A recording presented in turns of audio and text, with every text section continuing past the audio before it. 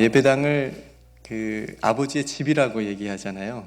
그죠? 그래서 집이라고 하는 게 그 가족들이 다 아침에 나갔다가 일하고 학교 가고, 그래서 저녁이 되면 다시 모여서 얼굴 보고, 또 출장을 가도 또 집에 또 끝나면 집에 와서 가족들이랑 같이 밥 먹고 얼굴 보고. 그러니까 교회가 그런 곳 같아요. 우리가 일주일 동안 각자의 삶의 자리에서 열심히 살아가시다가 주일날 딱 돼서 이렇게 아버지 집에 딱 모여서 가족끼리 이렇게 얼굴 보고 안부도 묻고, 이런 아버지 집에서 하나님께서 주시는 은혜를 또 마음껏 마음속에 채워서 또 한 주간도 세상에 나가서 여러분들 승리하시기를 주님의 이름으로 축복합니다. 지난 한 주간은 정말 저에게 좀 특별한 한 주였습니다. 지난주 설교 마지막 인사가 뭐였는지 기억나세요? 네, 화요일 새벽에 만납시다. 네, 잠깐 피드백을 좀 해드리면, 월요일 날 밤에 제가 자면서 화요일 날 새벽을 기대했어요. 그래서 과연 몇 분이나 오실까? 한 분이라도 좀 나왔으면 좋겠다. 몇 분 나오셨을까요? 네? 네. 6분인가요? 7분인가요? 6분인가요? 네, 6분. 네, 이렇게 나왔습니다. 그러니까 기존에 나오셨던 우리 성도님들 빼고 새로 이렇게 나오셔서 새벽을 깨우셔서 기도를 하셨습니다. 그리고 매일 새벽마다 한 분씩 이렇게 오셔가지고 기도를 해주셨습니다. 그 모습을 보고 너무나 하나님 앞에 감사했고, 말씀을 들으시고 또 순종하시고 또 하나님 앞에 이렇게 가까이 가려고 하는 그런 모습들이 너무나도 감사하고 아름다웠습니다. 비록 뭐 새벽 기도는 나오지 못하셨지만 어떤 분들은 목사님 제가 평소보다 20분 일찍 일어나겠습니다. 이렇게 해가지고 또 그 시간 하나님 앞에 기도하겠습니다. 또 그런 분도 계셨고요. 또 어떤 분은 화요일날 갑자기 눈이 새벽에 떠졌대요. 떠져가지고 그 뒤는 뭐 하셨는지 모르겠는데 일단 제 설교가 딱 이렇게 마음에 남으셨는지, 그 말 인사가 남으셨는지 딱 떠져가지고 그랬다, 그런 분도 있으셨습니다. 어쨌든 하나님 말씀이 여러분 속에 역사해서 여러분 속에 담겨져서 내가 이 말씀대로 살고 순종해야 되겠다라고 하는 그 마음의 결단에 하나님께서 큰 은혜를 주실 줄로 믿습니다. 딱 한 군데가 이제 지난주 예배 끝나고 컴플레인이 딱 들어왔는데, 식당에서 왜 이렇게 예배가 빨리 끝났냐고. 그래서 이제 국을 미처 준비를 못 하셨나 봐요. 그래서 성도님들이 조금 기다리셨던 것 같습니다. 죄송한데 오늘은 지난주보다 될지 모르겠는데 한 3분 정도 더 그러면 하도록 그렇게 하겠습니다. 미리 식당에서 아마 이 영상을 보고 계실 텐데, 음성 설교를 들으실 텐데 또 미리 준비를 해주셨으면 감사하겠습니다. 오늘은 하나님의 격려라는 제목으로 잠깐 말씀을 나누도록 하겠습니다. 여러분들 누군가에게 격려를 받아본 일이 있으신지요? 혹은 반대로 누군가를 격려해 주신 일도 아마 있으실 겁니다. 일부 예배 딱 끝나고 나서 금방 설교를 마쳤잖아요. 어느 성도님, 집사님께서 오셔가지고 자신은 돌아보니까, 설교를 듣고 보니까 한 번도 누군가에게 격려를 받아본 일이 없다 라고 하는 말씀을 하시더라고요. 연세도 굉장히 지극히 많으신 집사님이었는데 순간 제가 들으면서 그래서 제 설교가 이분에게 조금 낙심하게 했을 수도 있겠구나, 다 누군가는 격려를 받고 주고 이런 저는 경험들이 다 있으실 줄 알고 이제 그런 전제하에 말씀을 전했는데, 이분은 딱 그렇게 말씀하시니까, 근데 그 옆에 이제 그걸 듣고 들으신 한 분이, 어느 집사님이 이렇게 말씀하시더라고요. 격려는 좀 모질한 사람들이 받는 거야. 그러니까 저는 말을 못 해드리고 가만히 있었는데 뭔 말씀을 해드려야 되나 싶었는데, 그냥 그 옆분이, 집사님이, 하나님이 또 갑자기 그런 지혜를 주셨는지 그 말씀을 들으시더만 갑자기 얼굴에 이분이 확 펴지시더라고요. 그래서 아무튼 그 이야기의 결론은 격려는 약간 부족하고 모질한 사람들이 받는 거다. 이제 이렇게 결론을 맺으면 될 것 같긴 한데, 저는 참 많이 격려를 받았습니다. 격려라는 단어가 제가 참 좋아하는 단어입니다. 참 따뜻한 단어이기도 하고요. 격려라고 하는 말 안에는 사랑과 용기라고 하는 의미가 담겨져 있습니다. 용기를 주고 또 그 사람을 의욕적으로 붙돋아서 일어서게 만드는 게 이제 격려이지 않습니까? 그 사람은 어떤 사람을 내가 사랑하기 때문에 그 사람에게 용기를 주고 싶고 그 사람에게 힘을 주고 싶기 때문에 격려하는 것이지요. 예전에 어느 프로그램에서 여러분들 아마 기억나실지 모르겠는데 밥 두 공기, 쌀밥 두 공기를 놓고 실험을 한 적이 있었어요. 그 한 공기에는 좋은 말만 일정 기간 동안 했고요. 또 다른 한 공기에는 나쁜 말만 이렇게 했습니다. 이 밥은 어떻게 됐냐면 당연히 이제 시간이 지났으니까 이제 곰팡이가 들었는데 굉장히 냄새도 좋고 구수한 그런 곰팡이가 이쁘게 든 그런 이제 밥 공기가 됐고, 이 공기는 어떻게 됐을까요? 썩었어요. 네, 밥이 썩었습니다. 제가 그 영상을 제가 굉장히 내릿속에 강하게 저에게 이제 뭔가를 줬는데, 이 말이라고 하는 게, 그러니까 격려라고 하는 것도 용기 주는 말을 하는 거고 좋은 말을 해주는 거잖아요. 이 생명이 없는 것도 이 영향을 받는 거구나. 그 말이 영향을 받는 거구나. 하물며 살아있는 것, 여러분 동물들을 혹시 키우시는지 모르겠는데 동물들을 키우시면 동물들은 살아있는 거라 더 알거든요. 얘가 그 주인이 이게 좋은 마음으로 좋은 말을 하는지 또 표정을 보고 동물들은 얘가 알아서 반응을 금방 하지 않습니까?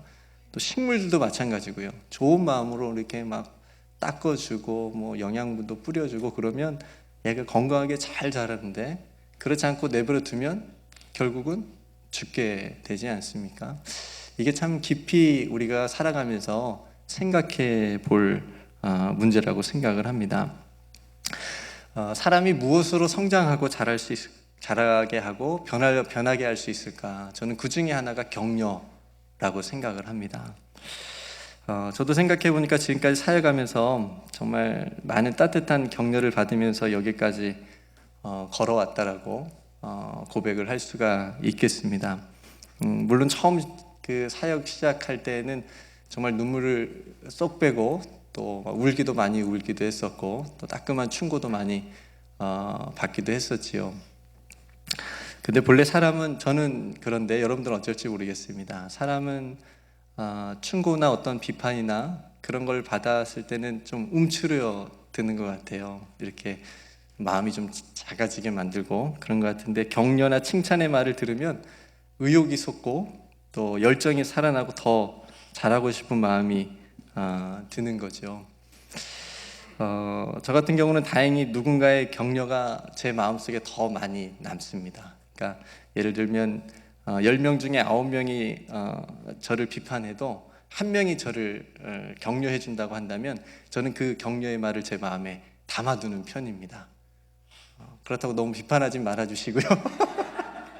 네, 뭐 충고나 비판이 필요 없다라는 게 아니라 저 같은 경우는 그것이 저를 자라게 하는 게 아니라 이렇게 격려해 주는 말이 부족하지만 격려해 주는 말이 저를 성장하게 해 주었던 것 같다라고 하는 지난 세월을 제가 보게 되었습니다.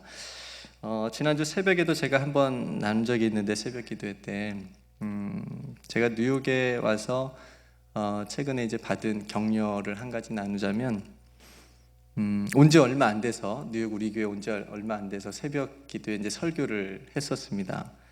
근데 예배를 다 마치고 이제 제가 사무실에 올라가서 앉아 있었는데 우리 양희철 목사님께서 사무실까지 올라오셨어요. 그래서 저는 저에게 무슨 하실 말씀이, 부탁하실 것이, 말씀하실 것이 있으실까 하고 목사님 어쩐 일이세요? 그랬더니 목사님께서 갑자기 예.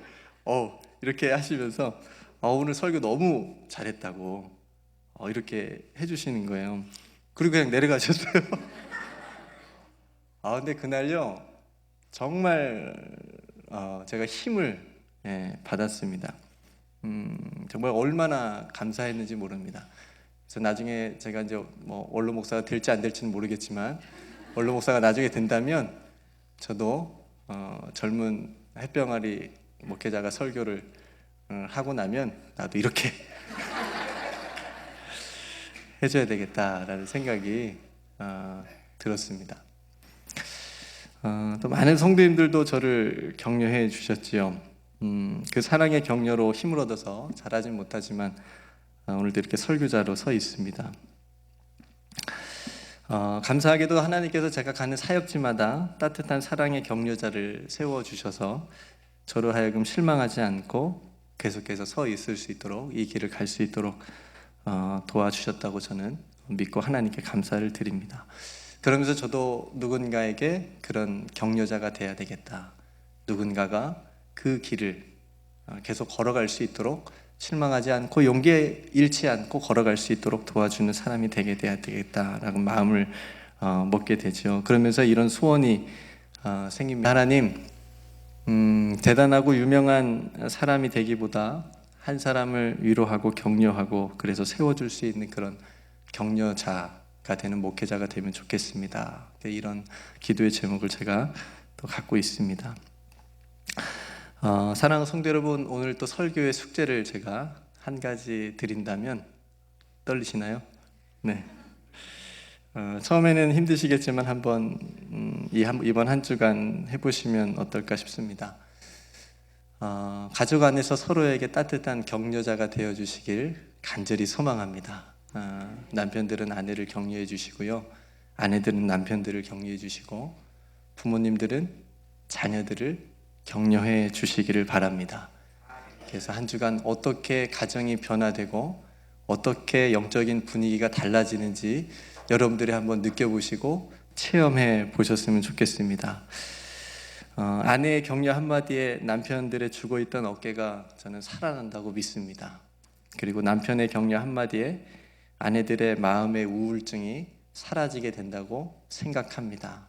그리고 부모님들의 자녀들을 향한 그 사랑의 격려 한마디가 자녀들에게 자신감을 갖게 하고 용기를 얻게 만든다고 생각을 합니다. 교회 공동체도 마찬가지겠지요. 사역자는, 목회자는 성도님들을 열심히 격려해드리고 말씀으로 격려해드리고, 성도님들도 목회자들을 위해서 열심히 또 기도로 격려해 주시고 힘을 더해 주신다면 정말 따뜻한 사랑의 공동체가 될 줄로 믿습니다. 여러분, 사람이 상처를 누구에게서 또 많이 받지요? 네, 그러죠. 모르는 사람한테는 상처 안 받잖아요. 모르는 사람에게 상처를 줄 일도 없고, 가까운 사람들이 상처를 주고받습니다. 이걸 좀 우리가 바꿨으면 좋겠습니다. 나와 가장 가까운 가족, 그리고 교회, 공동체 가족 안에서 서로 격려자가 되겠다고 결단하시기를 바랍니다. 히브리서 10장 24절 25절 보면요, 서로 돌아보아 사랑과 선행을 격려하며 오이기를 패하는 어떤 사람들의 습관과 같이 하지 말고 오직 권하여 그날이 가까움을 볼수록 더욱 그리하자. 서로 돌아보아 사랑과 선행을 격려하라고 얘기합니다. 성도 여러분, 그리스도인은 격려자가 돼야 됩니다. 낙심하고 실족한 사람들에게 따뜻한 격려의 말 한마디를 통해서 다시 힘을 얻고 일어설 수 있도록 도와줄 수 있는 그런 사람이 저와 여러분들 되기를 주님의 이름으로 축복합니다. 저는 저와 여러분들에게 가장 큰 격려자는 하나님이신 줄로 믿습니다. 하나님께서 격려해 주시는 그 은혜, 그것을 우리가 받고 누리며 살아간다면 이 세상의 그 어떤 격려보다도 우리가 큰 힘을 또 받을 수 있으라고 저는 믿기 때문입니다. 그래서 성경은요, 하나님께서 사랑하는 당신의 자녀들에게 주시는 격려의 메시지들이 정말 많이 성경 안에 담겨져 있습니다. 우리가 많이 생각하는, 또 많이 듣고 또 많이 마음속에 담아둔 내가 너를 사랑한다, 내가 너와 함께 있다, 그리고 두려워하지 말아라, 걱정하지 말아라, 염려하지 말아라. 이 얘기를 다른 사람들한테 하는 게 아니라요, 저와 여러분들이 하나님께서 주시는 격려라니까요. 다른 사람이 에게 나 빼고 다른 사람이 들어야 될 격려가 아니라 하나님께서 저와 여러분들에게, 하나님을 믿는 당신의 자녀들에게 주시는 하나님의 따뜻한 사랑의 격려의 메시지인 줄로 믿습니다. 오늘 본문을 통해서 하나님께서 여호수아에게 주신 격려가 있는데요, 그 격려를 함께 나누면서 저와 여러분들에게도 동일하게 하나님께서 주신 줄 믿고 우리가 함께 말씀을 잠깐 나누겠습니다. 우리 한번 따라서 해보시겠어요? 첫 번째로, 하나님의 격려는 사명을 통한 격려입니다. 네, 오늘 말씀 1절과 2절 말씀을 제가 읽어드리면, 여호와의 종 모세가 죽은 후에 여호와께서 모세의 수종자 눈의 아들 여호수아에게 말씀하여 이르시되, 내 종 모세가 죽었으니 이제 너는 이 모든 백성과 더불어 일어나 이 요단을 건너 내가 그들 곧 이스라엘 자손에게 주는 땅으로, 그 땅으로 가라, 이렇게 말씀하십니다. 사명이라고 하는 것은 사도 바울의 표현을 빌리자면 달려갈 표대를 의미합니다. 그러니까 사람이 달려갈 표대, 어떤 목표, 목적, 비전, 그러니까 이런 게 있어야 되는데, 그러니까 이것을 잃어버리면 사람이 방황을 하더라고요. 그리고 이것을 잘못 설정하면 인생의 소중한 시간들을 낭비하게 되는 경우가 참 많더라고요. 예전에 TV에서 이런 방송을 본 적이 있습니다. 어느 다 큰 아들이 방 안에만 있는 거예요. 방 밖으로 안 나와요. 방 안에서 뭐 하냐면 게임만 하고 있어요. 그래서 엄마가 너무 이게 낙심이 돼서 이제 그거를 그 방송국에서 취재를 하러 와서 이제 아들을 만나서 얘기를 하는데, 왜 집 밖으로 안 나오고 왜 방 밖으로 안 나오냐고, 왜 집 이 방 안에서 게임만 하고 있냐 그랬더니 아들이 이제 뭘 해야 될지 모른다는 거예요. 자기가 뭘 해야 되고 어떻게 뭘 하면서 살아야 될지를 모르겠다는 거예요. 그래서 그냥 방 안에서 재밌는 게임만 하고 이렇게 있다는 겁니다. 너무 안타까웠습니다. 젊음에 너무 소중한 그 시간들을 그렇게 보내고 있는 그 청년이 너무나도 안타까웠습니다. 그 청년이 만약에 인생의 목표와 달려갈 표대를 발견했다라고 한다면 아마 전혀 다른 인생을 살았겠지요. 오늘 본문의 여호수아에게 하나님께서 이런 달려갈 표대를 말씀하신 이유가 있습니다. 왜냐하면 여호수아의 지금 상황이 너무나도 힘든 상황이었기 때문에 그렇습니다. 누가 죽었지요? 모세가 죽었습니다. 모세는요, 여호수아에게는 정말 큰 스승이자 아버지와 같은 그런 사람이자 이스라엘의 위대한 지도자였는데, 그런 모세가 죽게 되었습니다.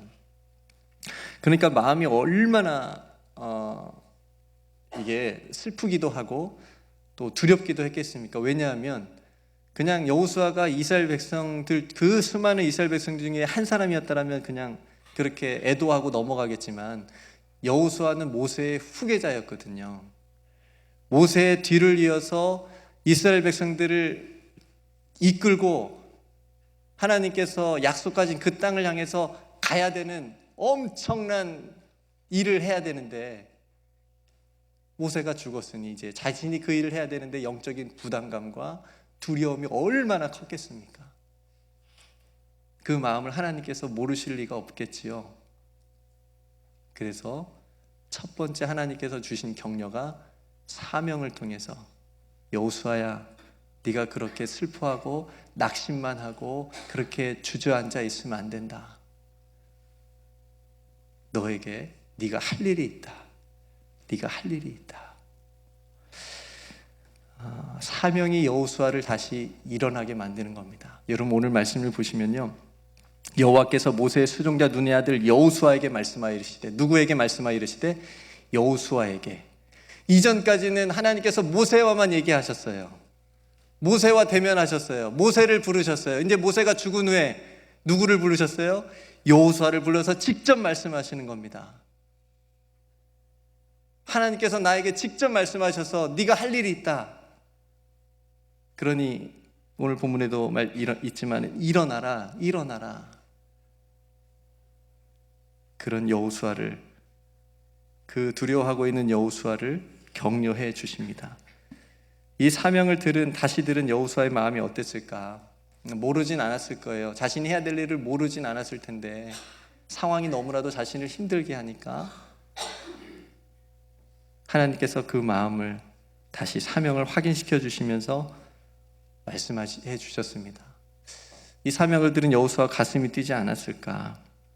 자신이 달려갈 길이 있구나, 내가 하나님을 위해서 해야 될 일이 있구나 라고 하는 그 사실을 들었을 때 더 이상 낙심하고 앉아 있을 수 없었습니다. 여호수아를 향한 그 사명을 통한 하나님의 격려가 여호수아를 다시 일으켜 세워준 겁니다.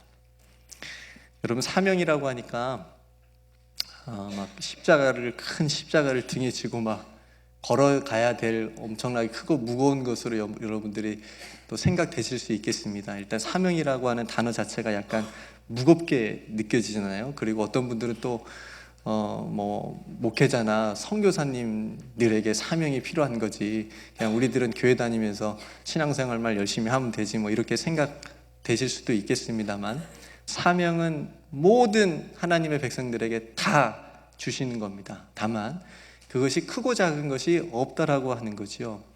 그러니까 내가 하나님께 받은 것, 내가 하나님의 영광을 위해서 살아가고 싶은 일, 내가 하나님의 기쁨을 위해서 하고 싶은 일, 그 일이 사명이라고 하는 겁니다. 그래서 어떤 분들은 찬양하는 것이 사명으로 알고 평생을 찬양대로 하시는 분들도 있고요. 내가 아이들 말씀으로 가르치는 것을 사명으로 알고 열심히 아이들을 20년, 30년 교사로 헌신하는 분들도 있고요. 어떤 분은 화장실에서 열심히 매주마다 와서 교회 화장실을 열심히 청소하세요. 아니, 왜 그렇게 청소하세요? 이게 제 사명입니다. 이 일이 제 사명입니다. 이 일이 하나님께서 내게 주신 사명입니다. 어떤 분은 기도하는 게 사명일 수도 있고요. 어떤 분은 복음 전하는 게 사명일 수도 있고요.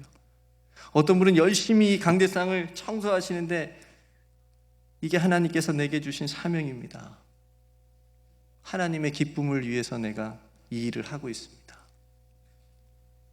내가 하나님의 기쁨을 위해서 하고 싶은 일, 하나님의 영광을 위해서 하고 싶은 일, 혹 하나님께서 나에게 맡겨주신 일, 하나님께서 내가 너와 이 일을 함께 하고 싶다 하신 그 일이 사명인 겁니다. 우리 모두에게 주신 겁니다.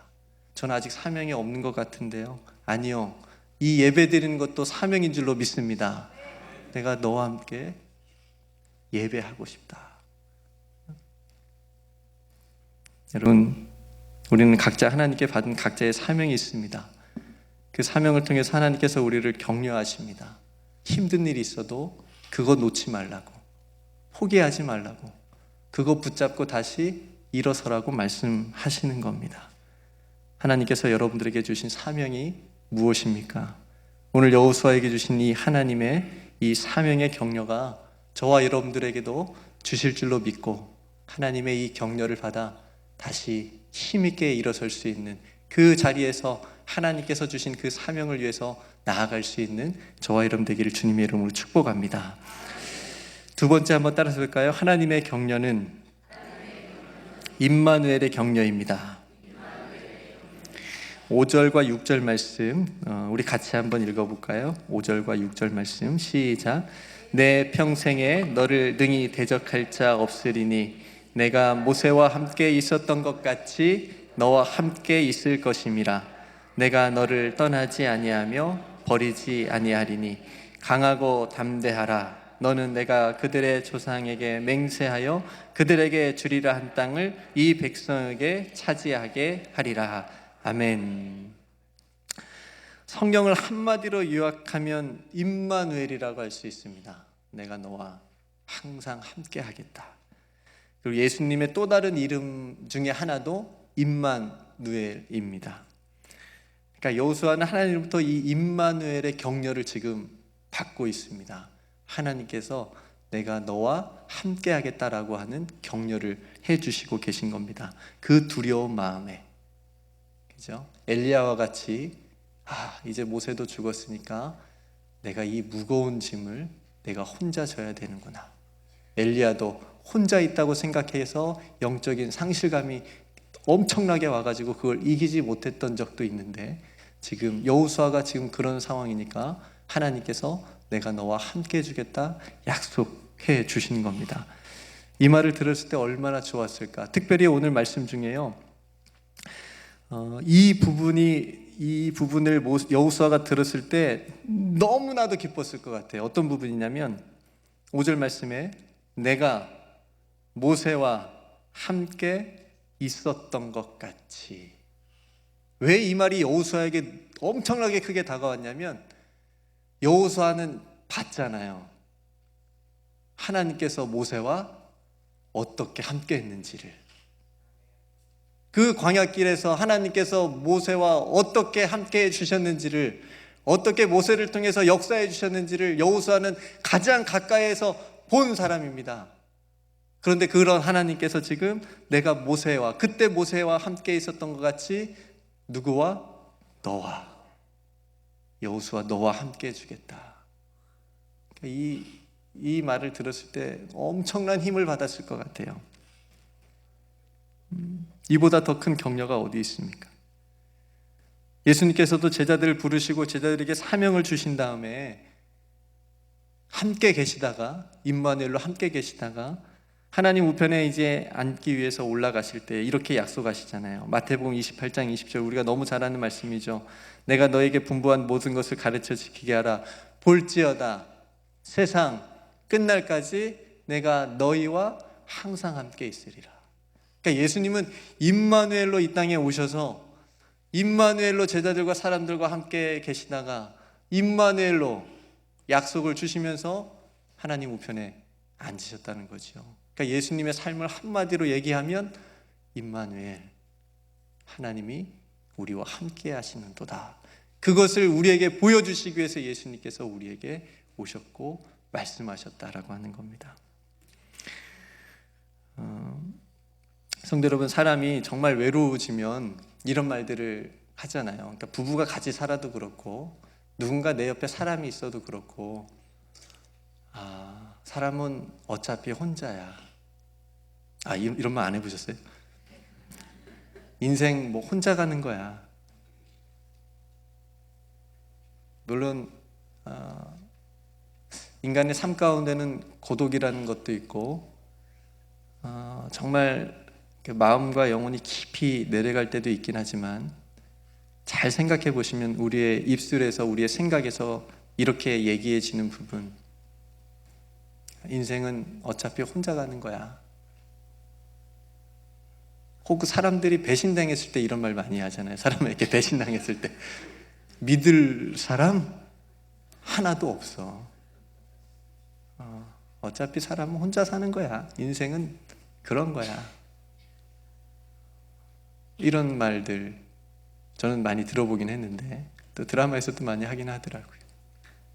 근데 우리가 하나님을 안 믿는 사람들은 그냥 뭐 그런다고 해도, 곰곰이 생각해 보니까 하나님을 믿는 사람, 임마누엘을 아는 사람은 이런 말이 하나님의 마음을 많이 아프게 할 수도 있겠구나라는 생각이 번뜩 들었습니다. 인생은 혼자가 아닌 거죠. 사람은 혼자 사는 게 아니에요. 아무리 외로워도, 세상 모든 사람들이 날 배신하고 떠나도, 그 찬송가에도 있잖아요. 세상 사람들 나 다 떠나도 하나님은 내 편이시고 하나님이 나와 함께 하신다라고 믿는다면 그렇게 쉽게 얘기하지 못할 것 같아요. 저도 이제 앞으로 그런 말 안 하려고요. 하나님이 내 옆에 가장 가까이 계시는데 다 나 떠나도, 세상 사람들 나 떠나고 나 배신해도 하나님만은 임마누엘로 나와 함께 해주신다고 약속해 주셨으니까 내가 그거 붙잡고 살아야 되겠다 라는 마음이 들었습니다. 사랑하는 성도 여러분, 하나님께서 여러분들과 함께 하고 계심을 잊지 않기를 바랍니다. 그래서 기도를 이렇게 하세요. 하나님, 오늘도 나와 함께 해주세요 라고, 그 기도도 물론 좋은 기도지만 그렇게 기도하지 마시고 조금 바꿔서, 하나님께서 나와 함께 하고 계신다라고 하는 사실을 어떤 상황과 현실에서도 잊지 않게 해주세요. 그러면 우리의 마음과 우리의 어떤 것들이 많이 바꾸어지고 변화가 될 줄로 믿습니다. 임마누엘의 격려가 저와 여러분들의 또 한 주간 우리의 인생에 하나님께서 주시는 격려가 될 줄로 믿습니다. 마지막 세 번째고요. 우리 따라서 한번 해주시겠습니다. 하나님의 격려는 말씀을 통한 격려입니다. 우리 7절과 8절 말씀 같이 한번 읽어볼까요? 시작. 오직 강하고 극히 담대하여 나의 종 모세가 내게 명령한 그 율법을 다 지켜 행하고 우로나 자로나 치우치지 말라. 어디로 가든지 형통하리니 이 율법책을 내 입에서 떠나게 하지 말며 주야로 그것을 묵상하여 그 안에 기록된 대로 다 지켜 행하라. 그리하면 내 길이 평탄하게 될 것이요 내가 형통하리라. 아멘. 하나님께서 여호수아에게 주시는 세 번째 격려는 바로 말씀의 격려입니다. 하나님의 말씀을 가졌다라고 하는 건요, 이건 엄청난 것을 가진 겁니다. 동의하십니까? 세상에 그 어떤 부와 명예를 가진 것보다 가장 위대한 것을 가진 것이라고 믿습니다. 여호수아는 지금 이스라엘 백성들을 데리고 계속 앞으로 나아가야 됐습니다. 모세가 죽었다고 가만히 그냥 거기서 장사만 지내고 앉아 있어서는 안 됐습니다. 계속 하나님께서 약속하신 땅을 향해서 여호수아는 전진해야 됐습니다. 그래 그 가는 길이 순탄하지만은 않았습니다. 어려웠습니다. 왜요? 그런 이스라엘 백성들을 괴롭히는 족속들이 있었기 때문에 그걸 어떻게 전쟁도 걸어오면 거기에서 싸워야 됐고요. 이겨내야 됐습니다.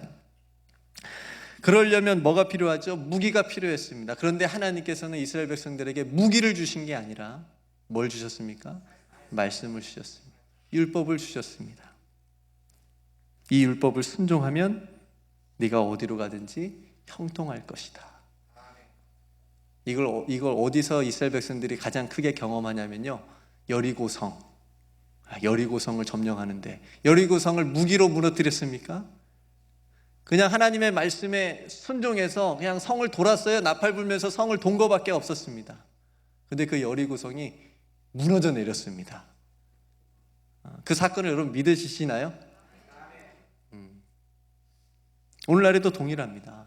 하나님께서 우리를 통해서 그 여리고성을 무너뜨릴 만한 우리 안에 있는, 우리 현실 속에 있는 그 여리고성, 무너지지 않을 것 같은 그 성이 있다라고 한다면 그것을 무너뜨릴 수 있는 방법, 하나님께서 우리에게 주신 말씀을 붙잡고 돌아가는 겁니다. 서는 겁니다.